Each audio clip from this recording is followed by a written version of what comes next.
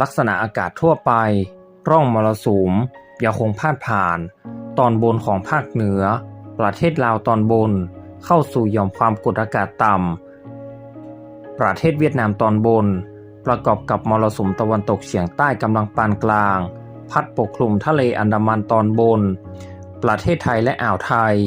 ลักษณะเช่นนี้จะทำให้ประเทศไทยมีฝนฟ้าคะนองและมีฝนตกหนักบางแห่ง